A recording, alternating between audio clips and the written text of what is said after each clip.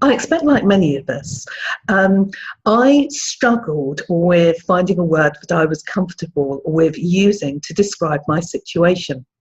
I didn't want to use the word child-free because the free element of that implies that I had a choice in the matter, which I didn't have, or else it implies that children would be a hindrance, which they wouldn't have been, or it implies that I am so far down my journey towards acceptance that really, I've gone beyond all of that, and I don't want to be reminded at all about the painful journey that I've been through. Now, I don't want to be reminded in a negative way.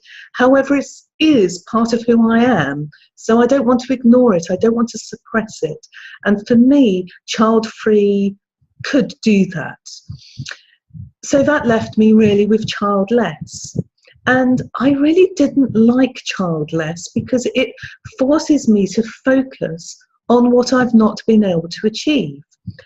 Every time I say it, it's forcing me to remember that. And there can be all of the negative emotions that can trigger. And even using something like childless not by choice or childless by circumstance is still focusing on what I've not been able to achieve. And as beings, we're made up of energy, and we attract things.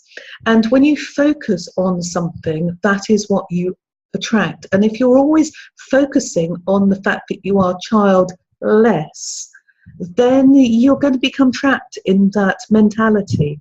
And I was desperately wanting to heal, to recover, and move forward. And yet I always felt that something was holding me back. And now that I've come up with the word can base, which has a much more positive set of words associated with it, that is all changing. I have made far more progress in the last 31 days than I have done in the last 4 years. And during that time, I was specifically trying to be proactive in my healing. And yet it didn't have the same impact as changing my focus to something which is more positive. And that's why I felt it was important, not only for me, but for the tribe that I belong to find something which would help us focus on something different, something that we're creating which is new to us and special to us, and we can create it in a beautiful and courageous way.